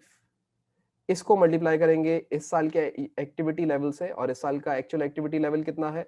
12,000 यूनिट्स। क्योंकि एग्जामिनर ने नहीं बताया, तो जाहिर सी बात है जो बजटेड था उसी को ही मल्टीप्लाई करते हैं। तो कितना आ रहा है? 5.5 इंटू 12,000, तो कैलकुलेट करो कितना आ रहा है? 66,000, तो यहाँ लिख लेते हैं 66,000। और फिर उसके बाद हमारे पास OAR आया हुआ था 4.375, 4.375। क्योंकि जो हमारा एक्टिविटी लेवल है, जो हमने बजट किया हुआ था, वही एक्चुअल में भी आ रहा है, तो कोई टेंशन नहीं है, आता है। हो सकता है भाई जितने यूनिट सोचे थे उतने ही प्रोड्यूस करें हो, इसमें मुसीबत क्या है? हो सकता है ऐसा। मैंने सोचा था मैं 15,000 यूनिट बनाऊंगा 2009 में, मैंने 15,000 बनाए। मैंने सोचा था मैं 12,000 यूनिट्स बनाऊंगा 2009 पता नहीं 8 9 में, तो वो 12,000 बनाए और अब 16,000 बनाए। तो इसको मल्टीप्लाई करो, 4.375 मल्टीप्लाई बाय 16,000, कितना आंसर आ रहा है? नहीं बेटा, फिर ये वो बहुत सस्ता तरीका हो जाएगा, कभी भी ऐसा नहीं करिएगा। हमेशा आपको ये पता होना चाहिए कि यहाँ पे जो ओवरहेड्स रिकॉर्ड किए जाएंगे, यहाँ पे जो हमेशा ओवरहेड्स रिकॉर्ड होते हैं, वो एब्जॉर्ब्ड ओवरहेड्स होते हैं। तो एब्जॉर्ब्ड ओवरहेड कैलकुलेट ही कैसे होते हैं? OAR into actual activity level. तो हमेशा अपने कॉन्सेप्ट से मत हिलिएगा। जिस दिन कॉन्सेप्ट से हिल गए, उस दिन से मेरी क्लास में बैठने का किसी का कोई फायदा नहीं होने वाला। तो हमेशा कॉन्सेप्ट पे चलना, तो अब तुम्हारा हर आंसर जब आएगा जिंदगी में वो सही आएगा, गलत नहीं आएगा, ये गारंटी है। कॉस्टिंग में 30 में से 30 आएंगे, वरना मैं क्या बोलूं यार। खैर, तो तीसरा कितना आ रहा है? 70,000 आ रहा है। ठीक है, तो ये लिख लेते हैं 70,000 यहाँ पे। अच्छा, अगर मैं आपसे एक बात करूं, तो आपके अंडर ओवर एब्जॉर्प्शन कैसे निकलती थी? अगर मैं आपसे ऐसी सवाल पूछूं यहीं पे रुक के, अगर मैं आपसे पूछूं कि हाउ अंडर ओवर एब्जॉर्प्शन कैसे कैलकुलेट होती है? Under over absorption is equal to, किसी बच्चे का फॉर्मूला पता है? हाँ सर, सबको पता है। Actual overheads minus absorbed overheads, यही होता है। बिल्कुल सही बताया।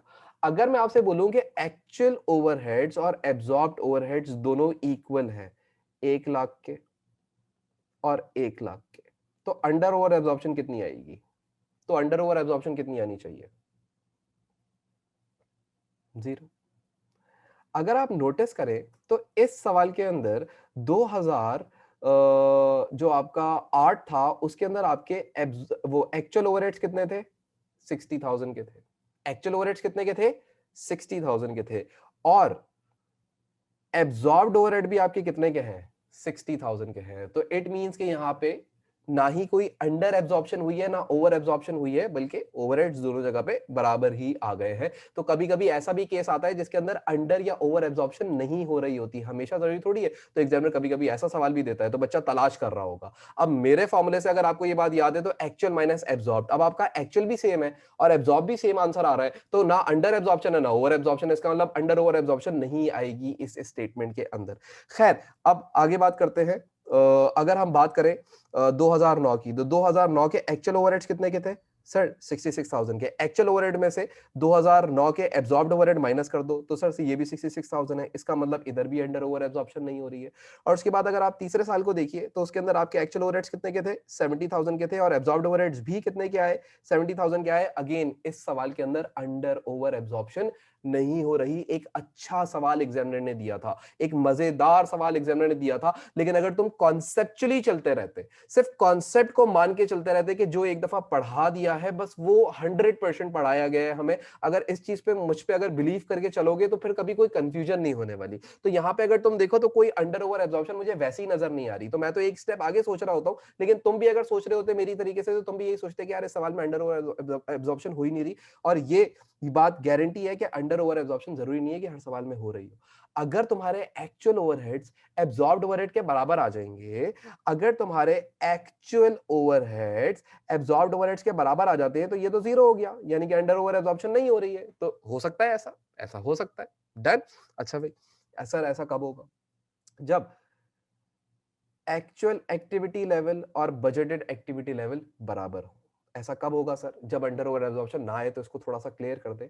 तो under over absorption is equal to actual rate multiply by actual activity level minus absorbed overhead OAR into actual activity level. इसका मतलब ये हो गया कि अगर आपका एक्चुअल एक्टिविटी लेवल और एक्चुअल रेट और OAR दोनों बराबर हो जाए, यानी कि दोनों में कोई फर्क ना हो, एक्चुअल रेट और एक्चुअल एक्टिविटी लेवल के अंदर और बजटेड रेट और एक्चुअल एक्टिविटी लेवल के अंदर कोई फर्क ना आ रहा हो, कोई डिफरेंस ना आ रहा हो, तो वो अंडर ओवर एब्जॉर्प्शन नहीं बनाएगा। तो अंडर ओवर एब्जॉर्प्शन इस केसेस के अंदर नहीं आएगी। खैर हम आगे आगे अभी जाते रहेंगे तो आपको मैं छोटी छोटी और बातें सिखाता रहूंगा। तो अब यहाँ पे हम वापस आते हैं क्वेश्चन की तरफ। तो अब हम लोगों ने लिखनी है यहाँ पे क्लोजिंग इन्वेंट्री। तो हम यहाँ पे लिखते हैं लेस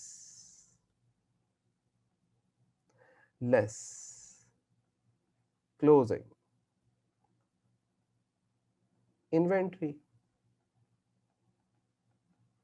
अब ये क्लोजिंग इन्वेंट्री किस तरीके से कैलकुलेट होगी, कोई टेंशन की बात नहीं है। क्या आपको पता है कि आपका एब्जॉर्प्शन रेट कितना है? यस सर हमें पता है। तो जल्दी जल्दी से आप क्लोजिंग इन्वेंट्री कैलकुलेट करेंगे। पहला एब्जॉर्प्शन रेट 31 है, तो क्लोजिंग इन्वेंट्री यूनिट्स कितने थे? 31। हाँ, 3000 मल्टीप्लाई बाय 31, यानी कि जो आपने यहाँ पे ओपनिंग इन्वेंट्री लिखी थी, ये जो आपने यहाँ पे ओपनिंग इन्वेंट्री लिखी थी, मैं मार्क कर देता हूँ। ये जो आपने यहाँ पे ओपनिंग इन्वेंट्री लिखी थी, यही आपकी पिछले साल की क्लोजिंग इन्वेंट्री होगी, दैट इज 93,000।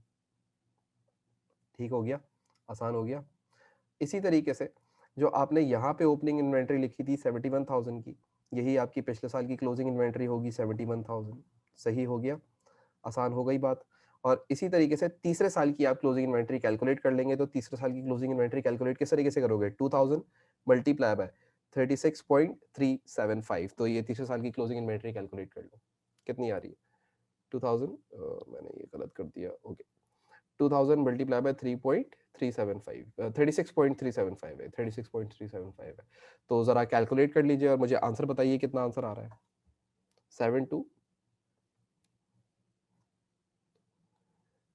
72750। ठीक है बेटा, तो हम इसको क्या करते हैं, अब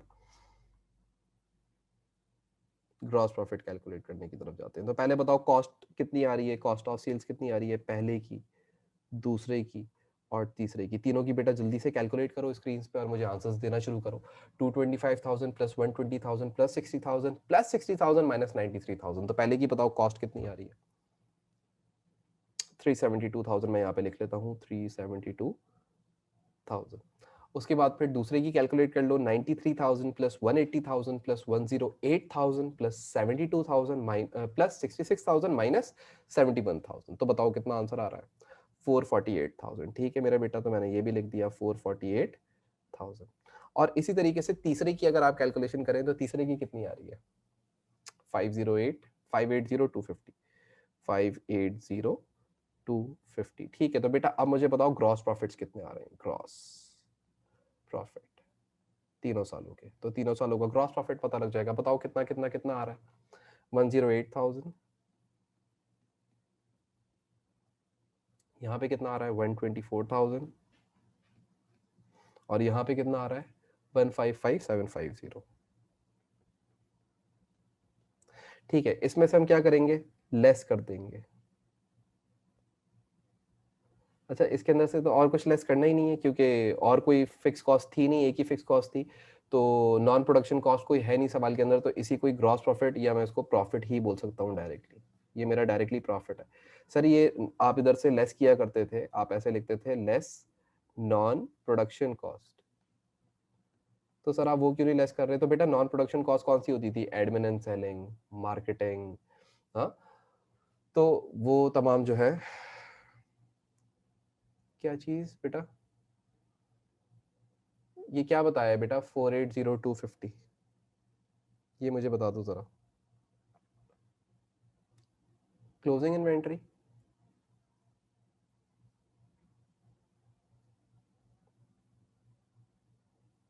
सब लोग देख लो बेटा, ये जो बच्ची बोल रही है सही बोल रही है गलत बोल रही है? जरा ये बोल रही है कि जो हमने क्लोजिंग इन्वेंट्री लिखी है वो हमने सही नहीं लिखी है। तो जरा कैलकुलेट कर लो एक दफा। 2010 की क्लोजिंग इन्वेंट्री बेटा निकलेगी कैसे? आप ऐसे देखो, क्या आप ऐसे ही कैलकुलेशन कर रहे हो?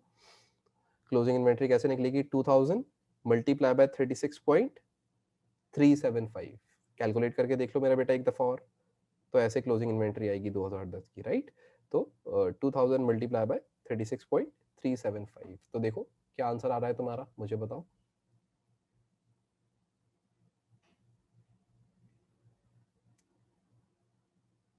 सही है? देख लो मेरा बेटा, अगर कोई कंफ्यूजन हो तो दोबारा कैलकुलेट करके देख लो। 2000 मल्टीप्लाई बाय 36.375, तो आपको पता लग जाएगी आपकी कैलकुलेशन ना। सही है, देख लो बेटा, अब तुमने जवाब जवाब नहीं दे रही हो अभी। अच्छा जी,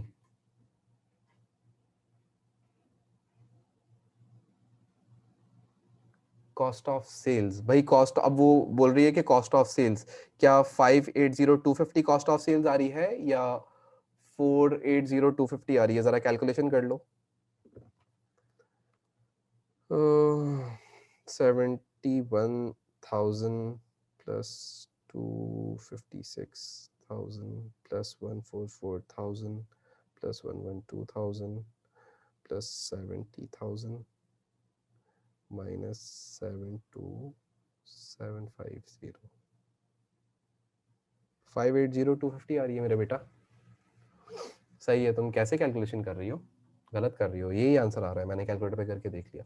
तो ये हमारा प्रॉफिट आ गया, ग्रॉस प्रॉफिट यहाँ से हम मिटा देते हैं, तो इसको हम बोल देते हैं profit, profit under marginal, sorry absorption.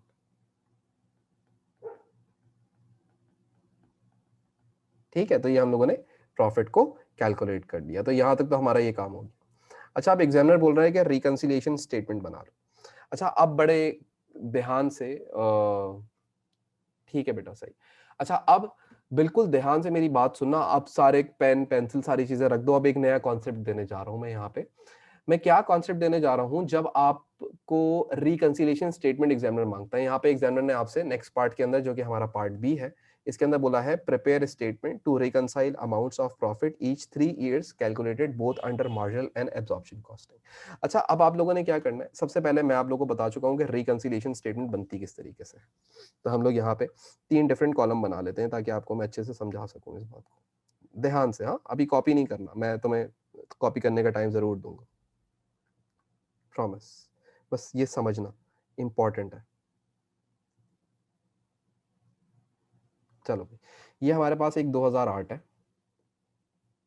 एक 2009 है, और एक 2010 है। हमारे पास ये 3 डिफरेंट साल हैं, 3 डिफरेंट ईयर्स हैं, और तीनों सालों को रिकंसिलिएशन करनी है, राइट?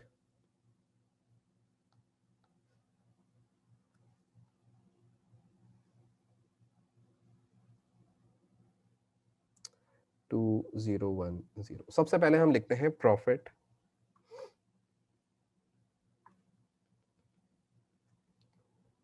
Profit under absorption. अच्छा भाई, अब ये प्रॉफिट अंडर एब्जॉर्प्शन सबसे पहले हम लोग लिख लेते हैं। पिछले साल का हमारा एब्जॉर्प्शन का प्रॉफिट कितना था? 108,000, तो हम यहाँ लिख लेते हैं 108,000। दूसरे साल का हमारा प्रॉफिट था 124,000, यहाँ लिख लेते हैं 124,000। और यहाँ पे हम लिख लेते हैं 155,750, 155,750। अच्छा, अब हम लोग इसके अंदर क्या किया करते थे, हम इसके अंदर से ऐड या लेस किया करते थे change in stock level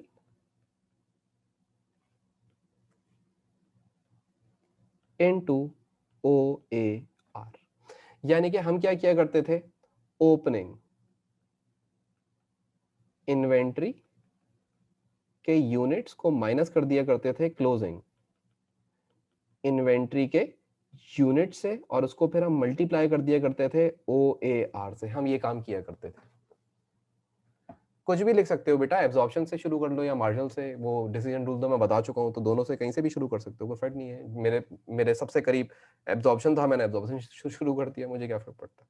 examiner ने यहाँ पे कुछ ऐसा तो नहीं बोला ना, each 3 years under both marginal costing absorption costing, yes, तो आप उसको कैलकुलेट करें, सेम बात ही होती है, कोई खास फर्क नहीं पड़ता है।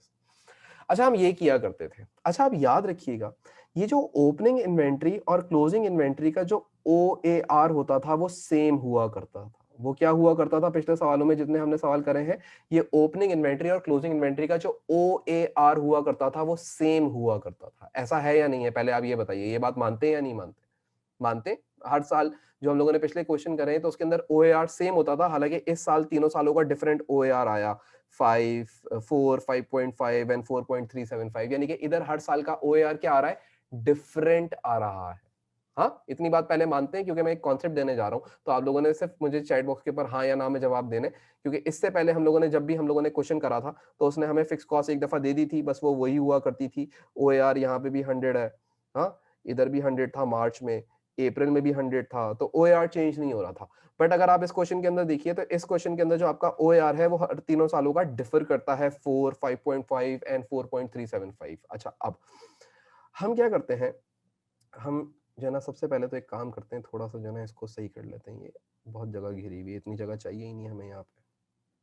थोड़े छोटे कॉलम्स बनाए थे क्योंकि मैं जितनी वर्किंग दिखा सकूं मैं उतनी वर्किंग दिखाना चाहता हूँ आज तुम लोगों को।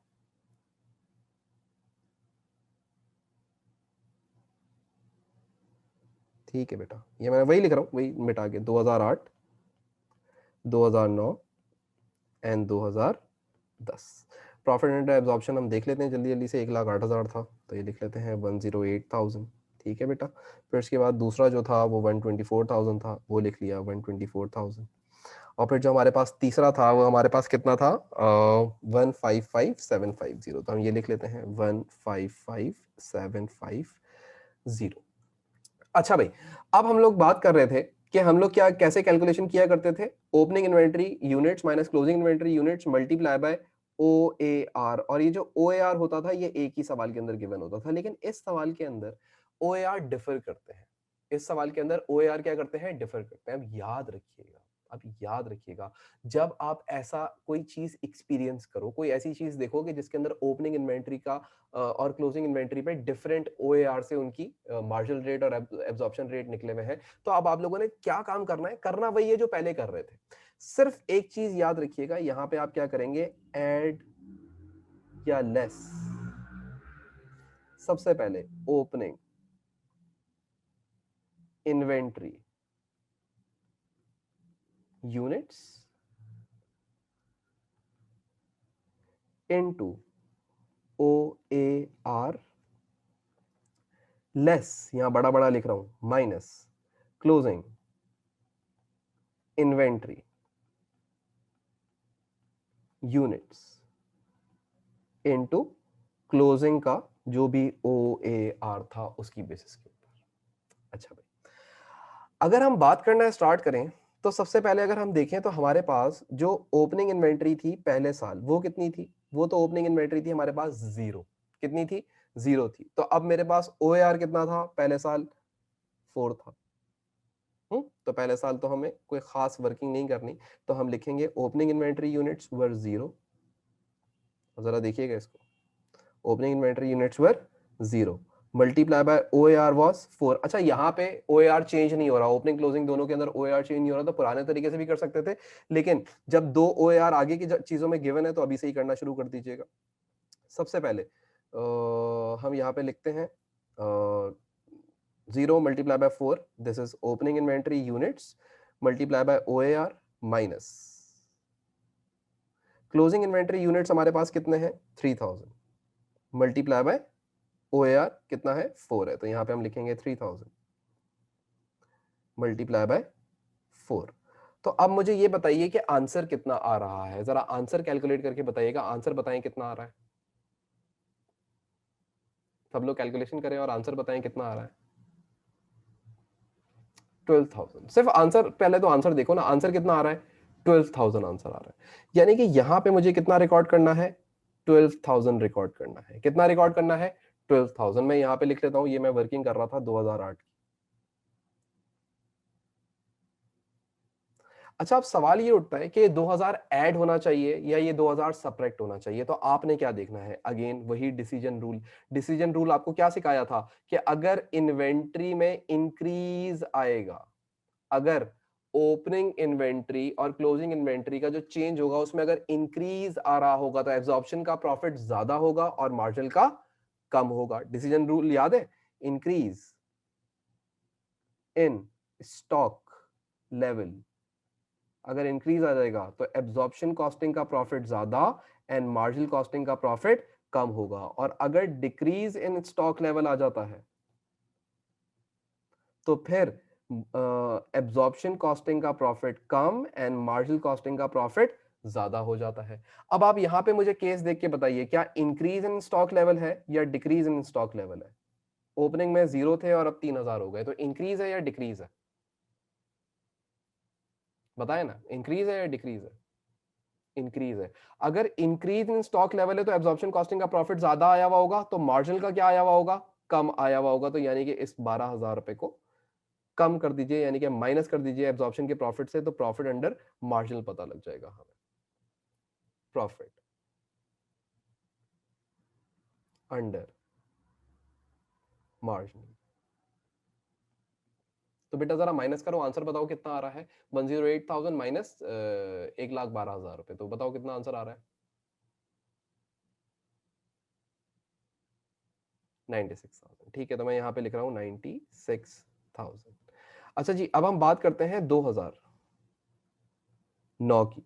तो 2009 की मैं अलग अलग ये वर्किंग बड़ी ब्रेक करके शो कर रहा हूँ, एक साथ सब खिचड़ी नहीं बना रहा। अब मैं 2009 की बात कर रहा हूँ, यहाँ पे तो कुछ भी अभी नहीं बात होगी, अब नीचे बात होना शुरू होगी जो भी होगी।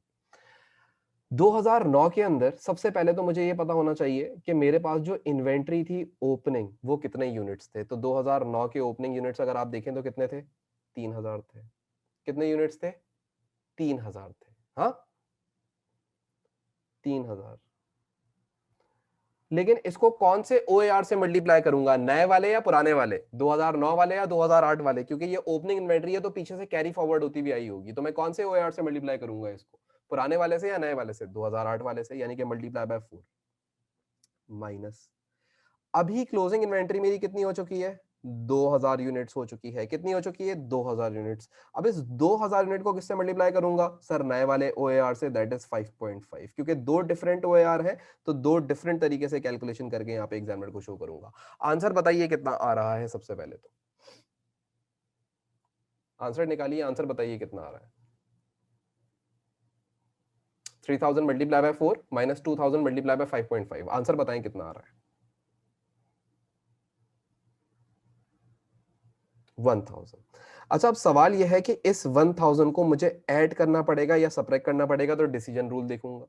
इंक्रीज इन स्टॉक लेवल है या डिक्रीज इन स्टॉक लेवल है? सबसे पहले तो ये बताइए, पहले 3000 यूनिट्स थे ओपनिंग में, क्लोजिंग के अंदर हो गए 2000 यूनिट्स, तो इंक्रीज इन स्टॉक लेवल हो रहा है या डिक्रीज इन स्टॉक लेवल हो रहा है?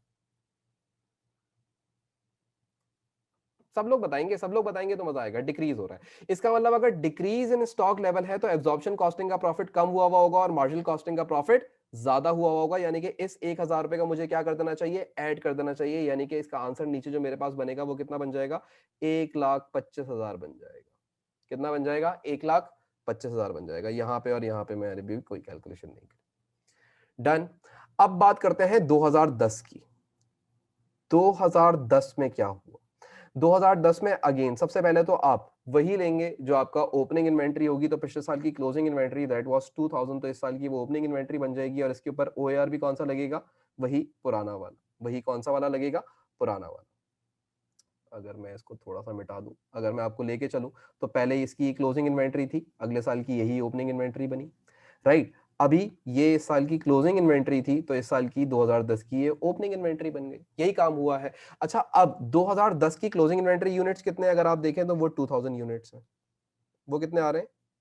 2000 यूनिट्स आ रहे हैं। कितने यूनिट्स आ रहे हैं? 2000 यूनिट्स आ रहे हैं। अच्छा भाई, अब अगर हम लोग कैलकुलेशन करना स्टार्ट करें तो इसको मल्टीप्लाई करेंगे, अभी तक हमारे वो तो सही जा रहे हैं, सॉरी माइनस करेंगे closing inventory units that is 2000 multiply by OAR कितना था? ओएआर कहाँ था? ओके, 4.375। 4.375। चलें जी, आंसर बताइए पहले तो, आंसर कितना आ रहा है?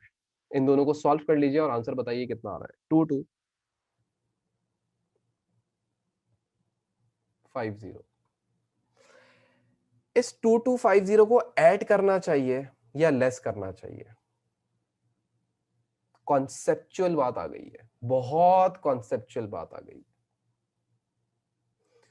मैं आपको बताऊं अब आपने कैसे सोचना है। सर ने तो सिखाया था कि स्टॉक लेवल को देखना, यहां पे तो स्टॉक लेवल ना इंक्रीज हो रहा है ना डिक्रीज हो रहा है, यानी कि कोई तीसरी चीज आ रही है, ना स्टॉक लेवल इंक्रीज हो रहा है ना स्टॉक लेवल डिक्रीज हो रहा है। पहली चीज तो आप कंफ्यूज नहीं होंगे, आपने कॉन्सेप्ट बनाना है अपने दिमाग के अंदर। सर ने बोला था कि चेंज स्टॉक लेवल के ऊपर ये सारा डिसीजन रूल बनता है, तो ये उसी के हिसाब से बनाया जाएगा। लेकिन मैंने बोला था कान खोल के सुनना कि अब जो चीज सिखाने वाला हूं वो पहले नहीं सिखाई होगी, तो वो यहीं पे आके वो बात आई। याद रखिएगा, आप ये देखें कि आपने ओपनिंग इन्वेंट्री पे, अब सोचिएगा ओपनिंग इन्वेंट्री पे कितना ओएआर लगाया था 5.5, क्लोजिंग इन्वेंट्री पे ओएआर कितना लगाया है 4.375। आपकी ओपनिंग इन्वेंट्री ज्यादा आ रही होगी या क्लोजिंग इन्वेंट्री की वैल्यू ज्यादा आ रही होगी, ये बताइए सबसे पहले। आपकी ओपनिंग इन्वेंट्री की वैल्यू ज्यादा आ रही होगी या क्लोजिंग इन्वेंट्री की वैल्यू ज्यादा आ रही होगी, खुद दिल से सोच के बताइए। ओपनिंग, सारे बच्चे यही बोल रहे हैं।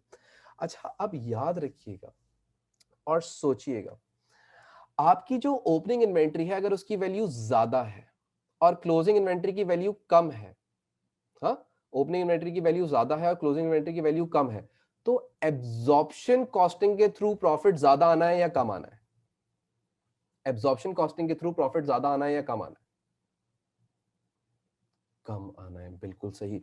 तो अगर आपका एब्जॉर्प्शन कॉस्टिंग के थ्रू प्रॉफिट कम आया हुआ होगा तो मार्जिनल कॉस्टिंग के थ्रू प्रॉफिट क्या आया हुआ होगा, ज्यादा आया हुआ होगा। देयरफॉर इस 2250 को आप क्या कर देंगे, ऐड कर देंगे। कॉन्सेप्ट पे रहे, बेस पे ही रहे, बेस से बाहर नहीं आए, बेस से बाहर नहीं आए। अब मुझे आंसर बताओ कितना आ रहा है, जरा इसको कैलकुलेट करो। तो आंसर बताओ कितना आ रहा है, दोनों को प्लस कर लो, 155750 प्लस 2250, तो कितना आंसर आ रहा है, जरा कैलकुलेट करो।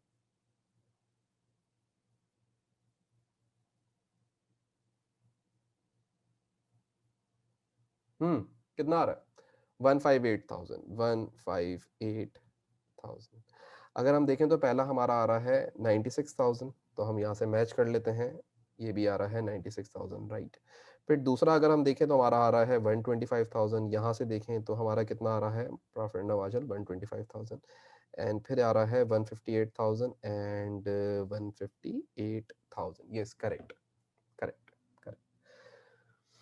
मैं बहुत श्योर था कि ये मेरा जो आखिरी वाला आंसर आएगा ये 100% सही आएगा, क्योंकि मैं कॉन्सेप्ट से सोच रहा था। मैं किससे सोच रहा था, कॉन्सेप्ट से सोच रहा था।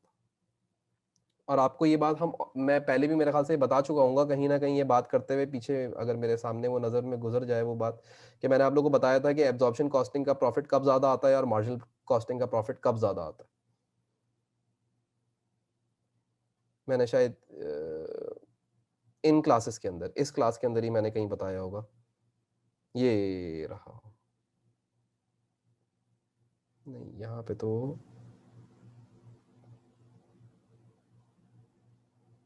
कहीं मैंने यार ये वाली बात करी थी, लेकिन खैर अभी सवाल मेरा आपसे अब जो होने वाला है वो ये होने वाला है कि ये जो मैंने रिकंसिलिएशन स्टेटमेंट थोड़ी डिटेल में घुस के, बहुत ज्यादा डिटेल में जाके बनाई है, तो क्या ये रिकंसिलिएशन स्टेटमेंट आपको समझ आ गई? ऐसी रिकंसिलिएशन स्टेटमेंट आपने कब बनानी है, जब आपके पास ओपनिंग इन्वेंट्री का ओएआर और क्लोजिंग इन्वेंट्री का ओएआर डिफरेंट हो।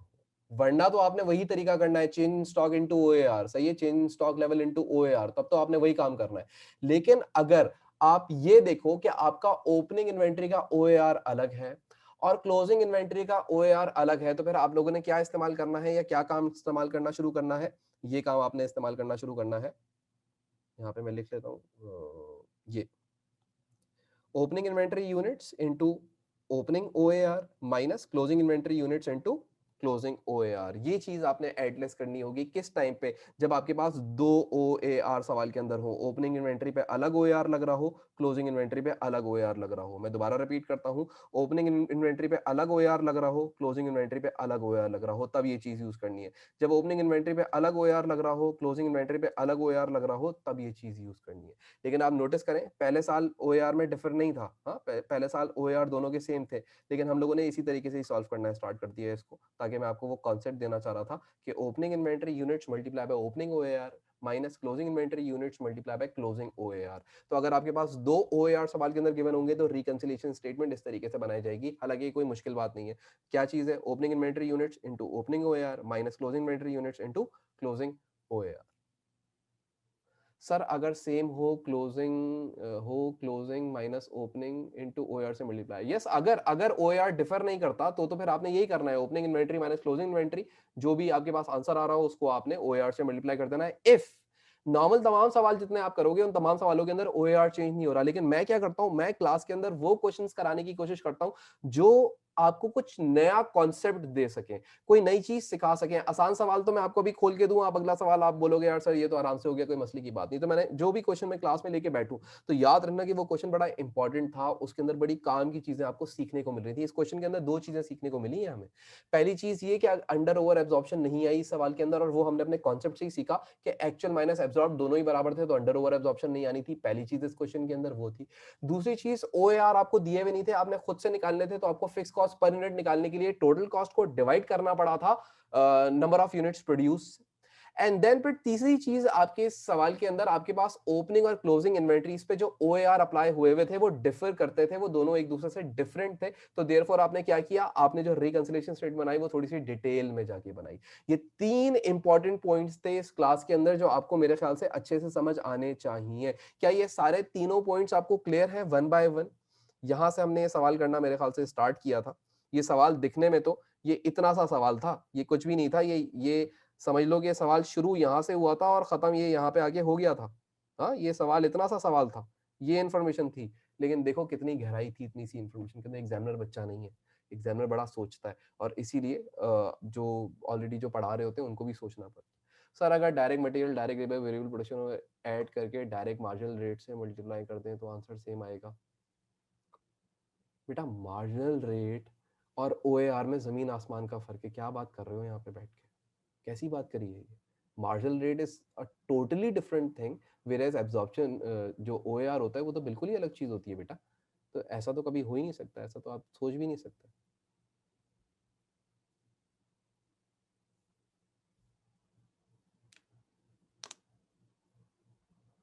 किस चीज का आंसर सेम आएगा? हाँ, वो हो सकता है कि अगर आप टोटल वेरिएबल कॉस्ट निकालना चाहें तो इन सबको ऐड कर लें तीनों को और इसको मल्टीप्लाई कर दें 15,000 से। वो मार्किंग स्कीम में हो सकता है, आप वहां से देख रहे हो तो वहां से एग्जामिनर ने डायरेक्टली करा हुआ हो, लेकिन डायरेक्टली मत करना, अपने कॉन्सेप्ट को क्लियर करके करना चीज को, तो वो ज्यादा बेहतर है। हो सकता है मार्किंग स्कीम में उसने उस तरीके से किया हुआ हो डायरेक्ट, अगर तो वैसे नहीं करना, चीज को ब्रेक करके तोड़ के करना है। डायरेक्ट मटेरियल कितना है, डायरेक्ट लेबर कितना है, वेरिएबल ओवरहेड्स कितना है, जितना दिमाग खोल के काम करोगे ना बेटा उतना ज्यादा तेज हाथ चलेगा, उतना ज्यादा चीजें समझ आएंगी, अंडरस्टैंडिंग पैदा होगी। सही है, आपके पास इतना सफिशिएंट टाइम था, आप कैलकुलेशन करने में भी इतना टाइम वेस्ट करते जितना आपने इसको लिखने के अंदर करा है। लेकिन ये तरीका, this is the best way, इस वे से करना। कभी भी मेरी कॉस्टिंग को मार्किंग स्कीम से मैच नहीं करना, क्योंकि मार्किंग स्कीम में वो बड़ा शॉर्ट कर देता है चीजों को, डायरेक्ट डायरेक्ट आंसर्स लिखे हुए होंगे। हम जो काम करते हैं वो बहुत डिटेल में करते हैं। अब तुम इसी क्वेश्चन की मार्किंग स्कीम खोलो तो एक पेज पर सॉल्व हुई भी होगी, हमने देखो कितनी सारी वर्किंग करी हुई है, कितनी सारी बातें करी हुई है इसके अंदर। तो ये तो फर्क है ना। ठीक है, तो अभी हम लोगों ने ये पूरा क्वेश्चन कंप्लीट कर लिया, और अब हमारा 100% income statement of marginal and absorption costing हो चुका है। अब इसके अंदर और कुछ बाकी नहीं रहा। अब आप नॉर्मली सवाल को घर पे बैठे और सॉल्व करना स्टार्ट करते हैं और सोचना स्टार्ट करेंगे मार्जिनल रेट कैसे निकलता है, एब्जॉर्प्शन रेट कैसे निकलता है, ओएआर कैसे निकलता है, अंडर ओवर एब्जॉर्प्शन क्या होती है, एक्चुअल ओवरहेड्स कैसे निकलते हैं, बजट ओवरहेड कैसे निकलते हैं, एब्जॉर्ब्ड ओवरहेड्स कैसे निकलते हैं। ये तमाम बातें मैं ऑलरेडी कर चुका हूं आप लोगों से। तो बस आपने बस बैठना है और आपने सोचना है और आपने सोच सोच के अपने दिमाग में बातें बिठानी है कॉन्सेप्चुअली।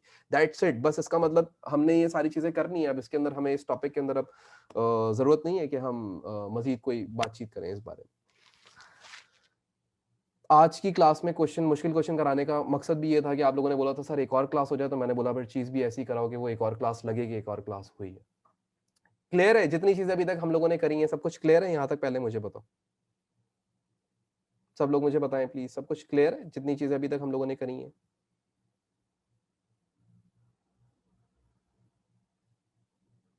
सब लोग बता दें प्लीज मुझे काइंडली, अगर मुझे सब लोग बता देंगे तो अच्छा हो जाएगा।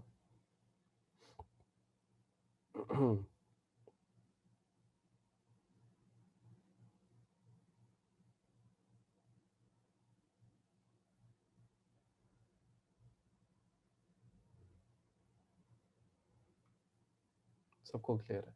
ठीक है, मैं तुम लोगों से एक वादा लेना चाहता हूँ, तुम लोगों ने ये क्वेश्चन खुद से अटेम्प्ट करना है एक दफा घर पे बैठ के। जब खुद से बैठ के अगर ये क्वेश्चन अटेम्प्ट कर लिया ना तो हर क्वेश्चन अटेम्प्ट कर सकते हो। फिर हर क्वेश्चन अटेम्प्ट कर सकते हो। एक ये क्वेश्चन और एक इससे जो मैंने पहले कराया था, ये 2 क्वेश्चंस, वैसे तो मेरे ख्याल से मैंने 3-4 ही करवाए होंगे, लेकिन ये क्वेश्चन अगर तुमने अटेम्प्ट कर लिया तो अब तुम पास पेपर का कोई लेटेस्ट पास पेपर उठाओ और तुम सुकून से बैठ के बोलोगे यार ये तो हंसी खुशी वाला सवाल है, इसमें तो कोई मसला ही नहीं है। मुझे लगता है ऐसा कि ये इस साल पूछ लेगा एग्जामिनर, मुझे ऐसा फील आता है। मैंने कहीं से, मैं वो नहीं बता रहा कि मुझे कहीं से पता लगा है और एग्जामिनर से मेरी बात हुई है, घंटा एग्जामिनर मुझे बताएगा, सही है, तो ये तो ड्रामेबाजी होती है। तो मुझे ऐसा फील आ रहा है कि ऐसा हो सकता है कि एग्जामिनर जो है वो हमसे ये वाला सवाल पूछ ले। तो खैर, तो आज बस इतना ही रखते हैं और हमारे टॉपिक कंप्लीट हो गया। इंशाल्लाह ताला हम नेक्स्ट क्लास के अंदर ब्रेक इवन स्टार्ट करेंगे और नई एनर्जी के साथ स्टार्ट करेंगे। मेरे ख्याल से स्कूल कॉलेजेस का क्या है, बंद हो रहे हैं? जरा बताओ कोई यार, थोड़ी कोई न्यूज़ व्यूज़ दो ताकि कुछ पता लगे कि स्कूल कॉलेजेस का क्या है। अभी कुछ पता है? कल पता चलेगा। अच्छा, कल पता चलेगा। ठीक। वेड वेडनेसडे को पता चलेगा। अच्छा, तो कल और वेडनेसडे को पता चलेगा, देयरफॉर मतलब अभी हमारी तो क्लासेस चलने वाली है। ठीक है, ठीक है, ठीक है। तो बस बस फिर सही है। अच्छी बात है। कल हमारी क्लास के अंदर हम लोग जो करेंगे कुछ ना कुछ डिसोल्यूशन वगैरह देखेंगे तुम लोगों के, और दूसरे कोर्स में दूसरी चीजें देखनी है। चलो बस सही है यार, सही। चलो, अल्लाह हाफ़िज़।